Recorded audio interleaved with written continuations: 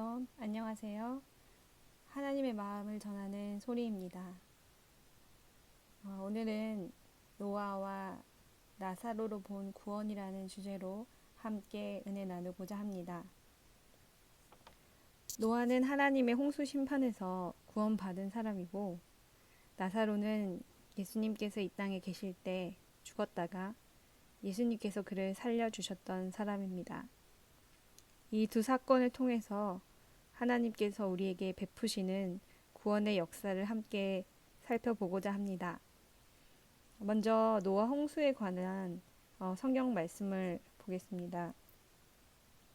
노아에 대한 성경 말씀은 창세기 6장, 7장, 8장에 이렇게 걸쳐서 나오는데 필요한 부분만 살펴보도록 하겠습니다.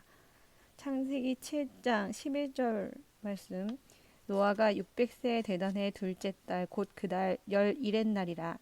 그날에 큰 기품의 샘들이 터지며 하늘의 창문들이 열려 12절 40주야를 비가 땅에 쏟아졌더라. 17절 홍수가 땅에 40일 동안 계속된지라. 물이 많아져 방주가 땅에서 떠올랐고.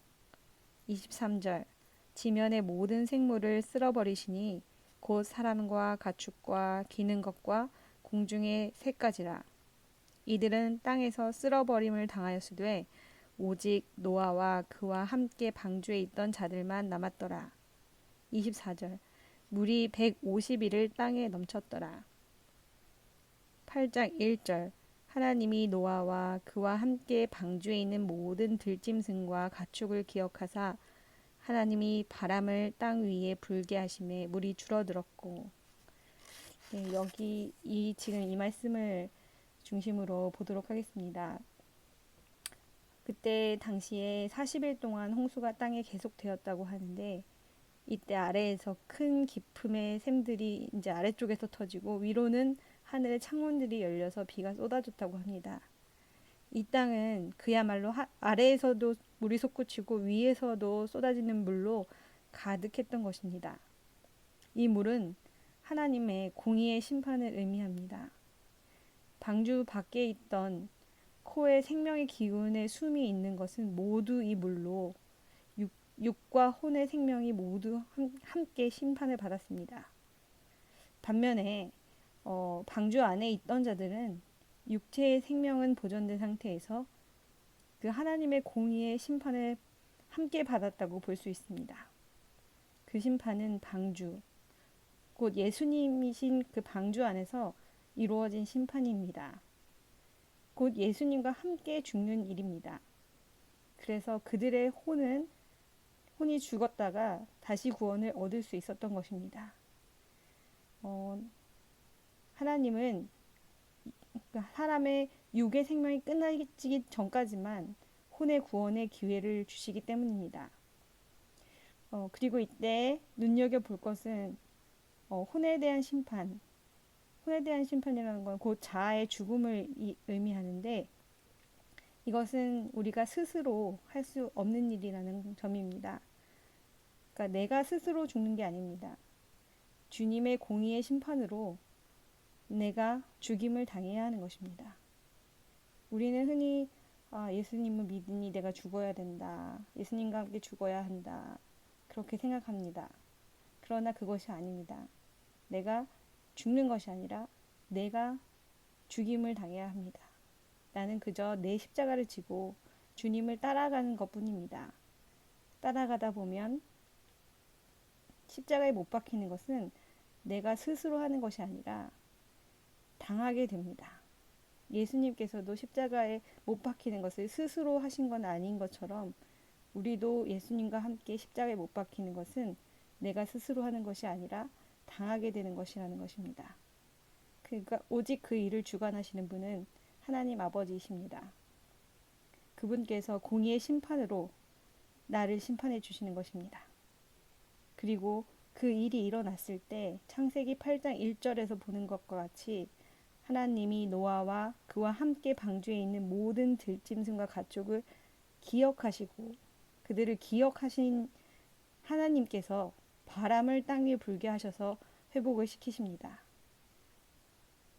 혼이 심판받아 그 죽은 자에게 여기서 바람은 성령님을 가리킵니다. 성령께서 친히 임하셔서 그에게 거듭난 새 생명을 주신다는 것입니다. 그리고 8장 4절 말씀, 일곱째 달 곧 그 달 11의 날에 방주가 아라랏산에 머물렀듯이 안식의 땅에 들어가게 된다는 것입니다. 그러면 이번에는 나사로의 사건을 한번 보겠습니다. 성경 말씀은 요한복음 11장 말씀에 나와 있습니다. 요한복음 11장 6절, 나사로가 병들었다 함을 들으시고 그 계시던 곳에 이틀을 더 유하시고, 11절, 이 말씀을 하신 후에 또 이르시되 우리 친구 나사로가 잠들었도다.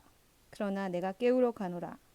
17절, 예수께서 와서 보시니 나사로가 무덤에 있은지 이미 나흘이라. 43절, 이 말씀을 하시고 큰 소리로 나사로야 나오라 부르시니. 44절, 죽은 자가 수족을 배로 동일체로 나오는데 그 얼굴은 수건에 쌓였더라. 예수께서 이르시되 풀어놓아 다니게 하라 하시니라. 예수님은 나사로가 병든 것을 이렇게 전에 들으시고 아시고도 그 계시던 곳에 이틀을 더 머무신 후에 나사로가 죽은 것을 아시고 나서 그가 있는 베다니로 향하셨습니다. 나사로가 죽기까지 아무것도 하지 않으시고 그대로 두고 기다리신 것입니다. 그리고 나사로가 죽은 지 나흘째 되던 날 나사로에게 큰 소리로 나사로야 나오라 고 말씀하셔서 나사로가 살아나게 하셨습니다. 나사로가 40일간 나흘간 죽어 있었던 것은 노아 홍수가 40일 동안 이 땅에 가득했던 그 일과 같습니다. 물론 나사로는 육체의 생명이 끝난 것처럼 보였지만 이것은 하나님이 하시는 일을 사람들에게 나타내 보이시기 위한 것입니다. 이것은 하나님의 공의의 심판으로 아까 노아 홍수 때와 같이 나사로의 혼이 심판을 당한 것과 같습니다. 주님은 나사로의 생명이 조금이라도 남아 있어서 그가 살아 있을 동안에는 아무 일도 하시지 않고 그가 죽을 때까지 기다리셨습니다. 우리의 혼을 구원하실 때도 마찬가지로 우리 혼이 완전히 죽을 때까지 기다리십니다. 그리고 우리 안에 아무런 가망이 없을 때, 스스로 구원을 이룰 수 없다는 그 가망이, 스스로 구원에 이룰 수 있다는 가망이 없을 때, 그것은 바로 예수님 안에서 심판받아 마땅한 자임을 깨닫고 그 하나님의 공의의 심판을 받았을 때, 그때야 비로소 하나님께서 성령을 통해서 우리 영혼을 다시 살리시는 것입니다. 결국 하나님의 구원 계획은 처음부터 끝까지 동일합니다. 전적으로 타락해서 아무런 가망이 없다는 것을 알고 스스로 아무것도 못하는 상태가 되었을 때, 그때서야 주님은 불가항력적인 은혜를 그 사람에게 부어주십니다. 예수님 안에서 죽고 다시 살아나는 이 모든 과정은 오직 주님의 은혜고 주님의 주관하심이고 주님의 역사하심입니다. 사람의 노력이나 사람의 그 무엇이 단 1%도 포함될 수 없습니다. 그렇지 않다면 은혜가 은혜되지 못하기 때문입니다. 하나님은 오직 그분의 주권으로 한 영혼을 구원하십니다. 사람의 자의적인 믿음이든, 그러니까 스스로의 믿음이든 행위이든 그 무엇도 섞이지 않은 오직 하나님의 전적인 은혜로만 구원을 베푸시는 것입니다. 자기 십자가를 각자 지고서 예수님을 따라가면 주님께서 그분의 은혜로 우리를 죽이시고 다시 살리십니다.